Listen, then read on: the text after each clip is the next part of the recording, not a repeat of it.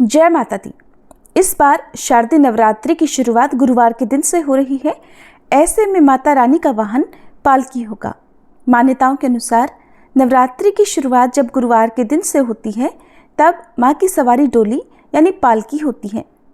ऐसा कहा जाता है कि माता रानी का वाहन पालकी होना अशुभ संकेत देता है। वैसे तो माता रानी का वाहन शेर है, इसीलिए माँ दुर्गा को शेरवाली कहा जाता है। परंतु नवरात्रि में जब माँ दुर्गा धरती पर आती हैं तो उस दिन के हिसाब से उनका वाहन बदल जाता है। और इस बार शारदीय नवरात्रि की शुरुआत सूर्य ग्रहण के साये में होगी। भले ही ये सूर्य ग्रहण हमारे देश में दिखाई नहीं देगा, फिर भी जो भी भक्त नवरात्रि की पूजा कर रहे हों या उपवास रखना चाहते हों, उन्हें इस दिन व्रत की शुरुआत करने से पहले सुबह उठकर अपने घर की अच्छे से साफ सफाई करके स्वयं भी गंगा जल मिले पानी से स्नान करना चाहिए और पूरे घर में गंगा जल का छिड़काव करना चाहिए। इस दिन घर को हर प्रकार की बुरी नज़र से बचाने के लिए या नकारात्मक शक्तियों से बचाने के लिए घर के मुख्य द्वार पर आम या अशोक के पत्तों का तोरण बांधना चाहिए और फिर पूजा करने के बाद अपनी सामर्थ्य के अनुसार वस्त्र का या अन्न का दान देना चाहिए। कहते हैं कि ग्रहण के बाद सभी लोगों को कुछ न कुछ दान देना चाहिए।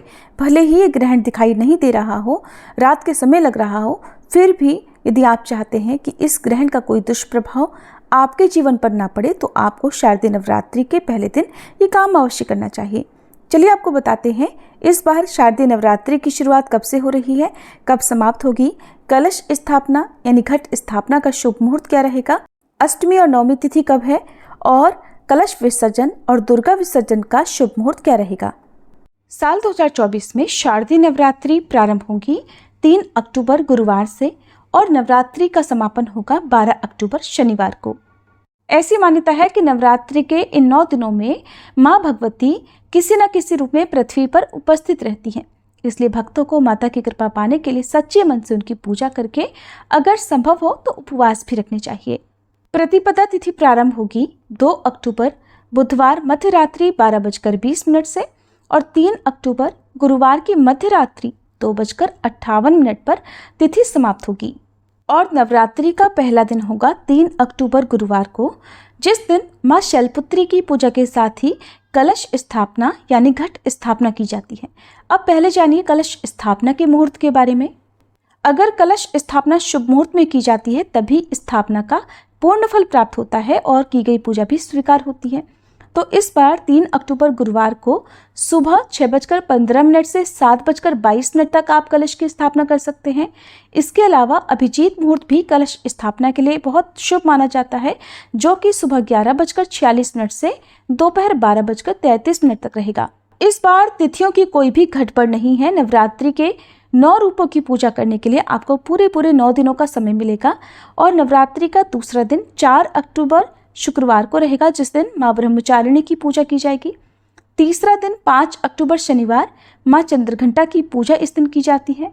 चौथा दिन 6 अक्टूबर रविवार माँ कूष्मांडा की पूजा इस दिन की जाती है। पांचवा दिन 7 अक्टूबर सोमवार, जिस दिन माँ स्कंद माता की पूजा का विधान है। नवरात्रि का छठा दिन 8 अक्टूबर मंगलवार माँ कात्यायनी की पूजा इस दिन की जाएगी। 7वां दिन 9 अक्टूबर बुधवार माँ कालरात्रि की पूजा इस दिन की जाएगी। 8वां दिन 10 अक्टूबर गुरुवार, जिस दिन माँ महागौरी की पूजा की जाएगी।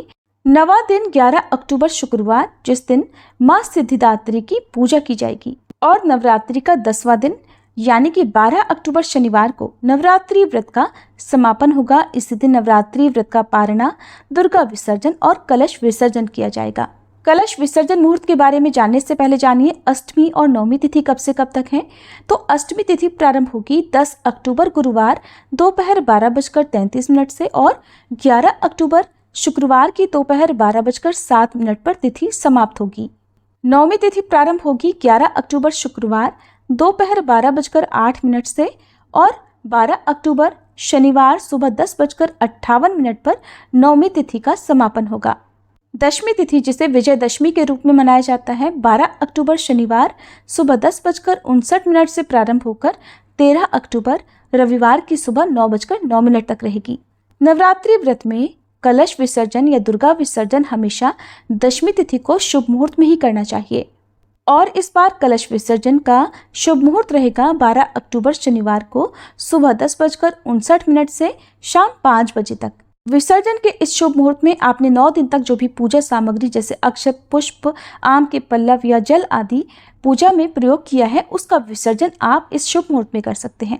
ये थी आज की वीडियो। जानकारी अच्छी लगी हो तो वीडियो को लाइक करके कमेंट बॉक्स में जय माता दी जरूर लिखिएगा।